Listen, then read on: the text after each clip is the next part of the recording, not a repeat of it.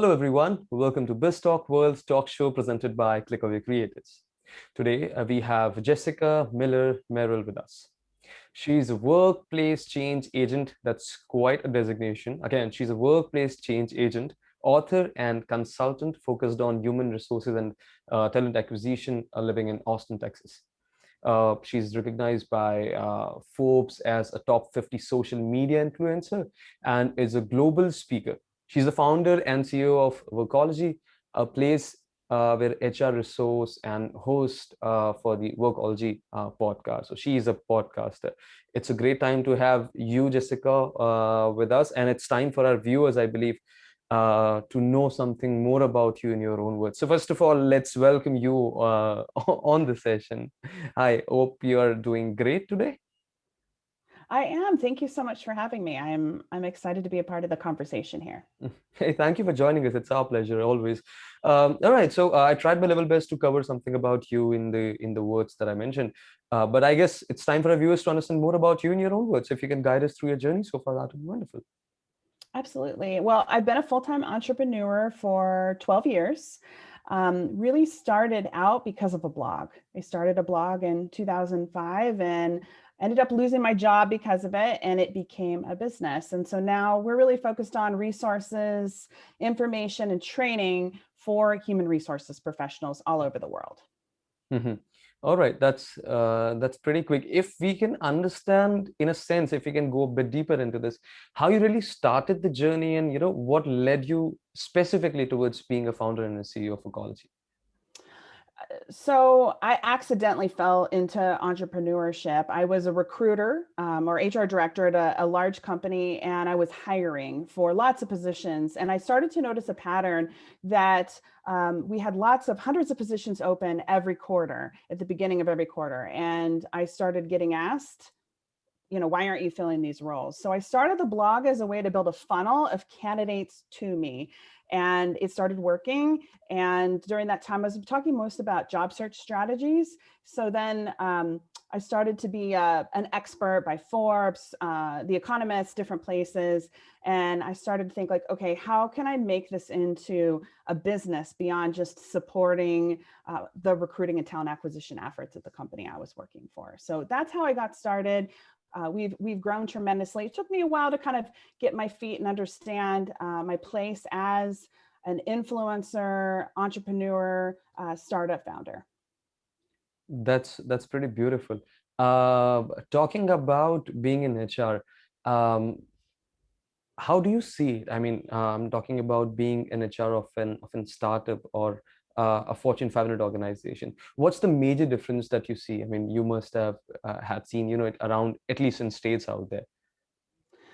In a large organization where I was working at in my last job, it is very slow and it is very layered. The organization is really developed and very mature. So sometimes it's really hard to drive any change in an organization.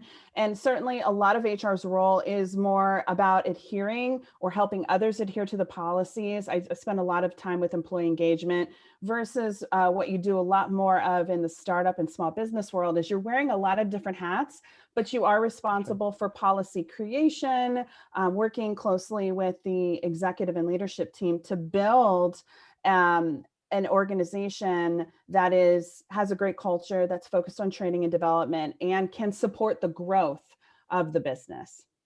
Right. So where do you think people drop off generally? I mean, is it the startup culture where people drop off generally, or is it the large organizations?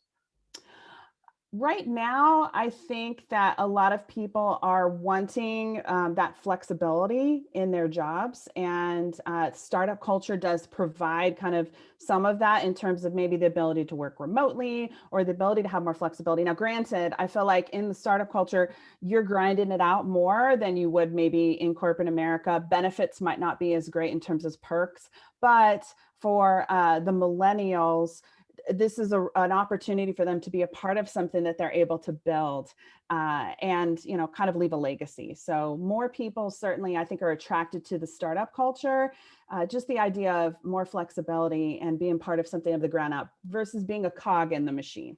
That's right. That's right. It's a pretty risky way to go, but yet exciting and thrilling. That's what millennials like these days. I'm a millennial, so I understand how it works. All right. Talking about, again, coming back to your journey again, when you started your own venture, I mean, I believe that you must have faced obstacles in life. Everybody does it. So my question won't be that, did you came across any obstacle? Your answer would be yes, I assume that. But how do you really overcome and supersede them? I think the first and most important thing is to have yourself. You need to work on yourself first. So you can't lead an organization or talk to uh, angels or startup founders or even your customers unless you are taken care of. And that means spending time on some personal growth and development, and then also finding some mentors to be able to speak with and work with who will give you honest feedback. I see a lot in the startup culture. There's a lot of mentors in the space, but I often feel like they're disconnected because they don't really have an understanding of who the customer is. We're looking for mentors for the wrong reasons. We're looking for mentors just for simply funding or to be sold, not necessarily to support the business or our team members' growth so that we can help scale the organization quickly. That's right. Uh, I asked this question to someone I was having an interaction with in this session itself in BizzTalk. Um, it may offend you, but I don't want to really do this.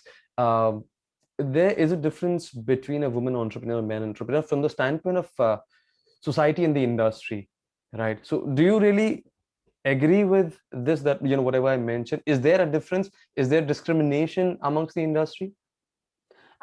Absolutely. I mean, it's one of the reasons why I've chosen to be self-funded. Watching so many of my female friends fundraise, be harassed and propositioned just so they can get money. So for me, I wanted to be in control of my own business, and be able to scale it the way I wanted to, and I didn't want to have to go through that whole process. I have seen so many situations, and especially being in HR, things like being pregnant, founders and startup angel investors saying like a woman is a liability because there's a possibility that she might have a baby and her focus would be elsewhere. I personally think I'm a better entrepreneur because I'm a parent and I'm able to balance my schedule and prioritize and manage my life in a way differently than a lot of my younger male colleagues. That's right. I agree with this. I mean, my mom takes care of the home. Myself, my father, the cooking stuff. Even if she's working out somewhere, she's working like full-fledged. So that's how you go to multitasking. And women are always good in management. That's what I believe.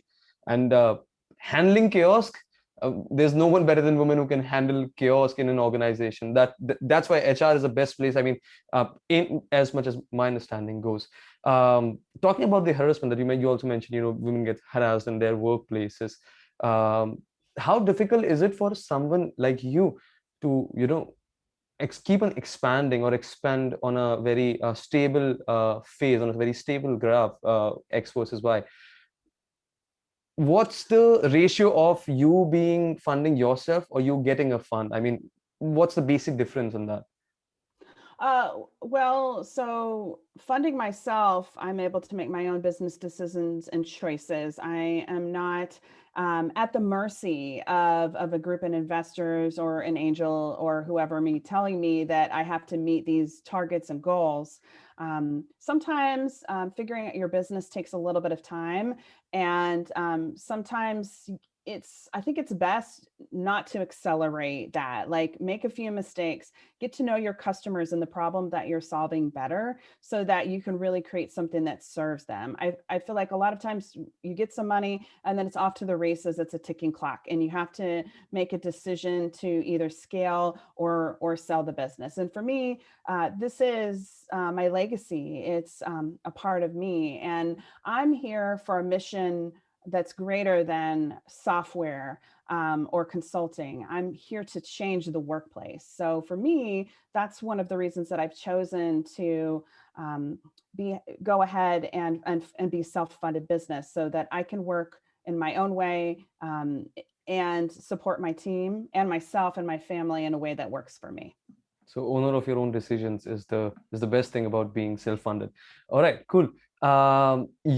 What's the team size basically that you handle? I mean, there are people management that you. So what's the maximum team size that you've handled so far? I mean, if I may ask. So, a lot of my work is more in the strategy side of things. So I don't necessarily go into an organization as an HR leader or somebody helps scale the business. I often come in supporting the CEO or supporting the head of HR and providing them like guidance and an ear that is someone that they can trust to um, uh, give them advice and counsel and coaching in a way that they wouldn't necessarily get if they brought in maybe an unseasoned HR leader. A lot of times it's due to payroll or due to budgeting. You're not going to bring in an HR leader with 25 or 15 years of experience. A lot of startup founders will bring in somebody maybe who was a good customer service rep and promote them into a recruiter or an HR role. They're very green and they need somebody that's going to be able to give them advice, coaching, and support in those times of uncertainty or crisis. And I tend to work with organizations like that. So I like to work with companies really under 5,000 employees Mhm. and coaching and counseling those executive HR leaders. All right, duly noted. Then my follow-up question would be, what are your methods of dealing with, C-level executives and especially people management? How do you really do it? What are your methods on this? I take a human approach and a resource-based approach. So I always try to remember that we're people first. And normally most people challenges or situations or personality conflicts are coming because there's a misunderstanding of a point of view. So first, kind of taking a look at those angles and then having conversations with employee populations, whether it's a focus group or one-on-one meetings or skip line interviews or exit interviews, some sort of kind of conversation first approach, so that coupled with data or a survey or some sort of numbers or metrics to support those theories to come up with a strategy that'll be able to Mhm. help solve the problem of the organization and achieve their overall all goals. So not just looking at the data, but getting to the human side of it, because sometimes the data doesn't tell the whole story. There's a lot of context and subcontext that takes place, and that starts and needs to happen with employee conversations to understand what's happening in their lives and then what do they need from the organization to meet and achieve the business goals. All right. My last question of this, because we are talking about startup, and startups are going everywhere in every country. Um, what's more important for a startup? I mean, is it retainment of the talent that they have, or is it getting new talent on board? If I mean, instead of focusing on the other one, if they are not really focusing on the one that they already have.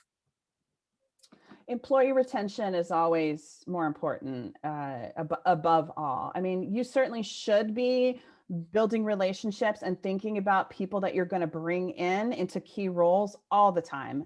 You should be thinking about development and mentorship and building relationships and where maybe people in your community or friends of friends might be able to fit into your organization. But you want to keep the people that you have. They're trained, they are doing average or better work, and they understand what the expectations are. So you don't have to start all over. Right now, it is crazy to try to hire somebody. The market is flooded with candidates. People are getting, $50,000, $75,000 in some cases, depending on the position, offers over what they're receiving. So in the startup world, it's not necessarily compensation that's going to win all the time, and it's not necessarily perks. It's the culture and lifestyle of a startup and of that entrepreneur. That's what you're selling, which is also the reason right now you don't want to lose your people, because you're going to be hard pressed to be able to find a replacement. That's right. I said that would be my last question, but I have now. This is exactly my last question. Um, I want our viewers to understand how the day of someone who's assisting HRs and organizations looks like. I mean, how does a day looks like? I mean, how crazy is it, or how crazy your weekends goes of when it comes to working in order to assist HRs and CEOs and founders? For myself, it's all about structure and systems in place, and you're only as good as the team that you have. So I always start my day pretty early and take care of myself first, getting some things off of my to-do list and my day organized. And then I start to dive into meetings. Actually, you're my first meeting today that I have, and it's 9:30 Central Standard Time here. So I try to make time for myself and then to help put out some fires to support my team first before I dive into the sea of meetings that we all seem to have. Most Mhm. importantly, for mental health, whether you're an executive, a startup founder, whoever, I think it's important to have that as much balance or flex as possible. And for me as a parent, it's incredibly important that I am present in with my family. So I tend to sometimes I'll work evenings, but I tend to have kind of a second shift where I'll recheck in after dinner's done and kind of we've done kind of family activities. When it comes to weekends, and part of the beauty of being an entrepreneur and a self-funded business is that I make my own rules. So coming out of COVID-19 and the pandemic, I'm changing the way that I do business and that my team does business. And so we are encouraging more travel when we're able, and working wherever and whenever is flexible and suitable for you. So for example, I'm going to Jamaica next month for 2 weeks and I'll be working, but I'll also be enjoying the beach and the views there. And if COVID has taught me anything, it's that as an entrepreneur, if you have made it through the pandemic, you can accomplish anything. And so it's time for me, and I encourage others to do this, to step back and make your own rules that work for you. So if something's not working in your business for your life, your business changes, not necessarily you have to change for the business. And so that is kind of my point of view. My goal is to not work weekends if possible. I mean, certainly there's times I put in a 16 or 18-hour day, depending upon deadlines and different client needs. That's right. But in general, I want to be able to have the flexibility to say, if I want to take 2 weeks off and my team is able to do that, or somebody needs to be able to take a long weekend, that they're able to do that so that they can have that mental health and that balance in their lives. So it's like balancing everything. I mean, the physical, mental, and taking some off. So you're going to Jamaica. That's good to hear, and I'm feeling jealous about it. But yeah, I wish you a very great journey. Hope you enjoy the beach and you work at the same time. All right, it was a really great conversation we had. I hope our viewers really enjoyed it. And thank you very much, Jessica, for joining us for this session. And we, of course, look forward to having a chat with you again in the future on some other trending topics in the international business industry. And we'll try to do some sort of episodes in this so that we can learn more about and regarding the updates in the international business industry as it comes. And for our viewers, if you really like this chat with Jessica, please like and share this video, and also click on that red button and subscribe to ClickAway Creators YouTube channel to appreciate what we do. And you have more coming in from industry leaders like Jessica herself. Thank you very much for joining us, guys. This was Sagar for BizzTalk World. This was Jessica signing off, and have a wonderful week ahead. Bye.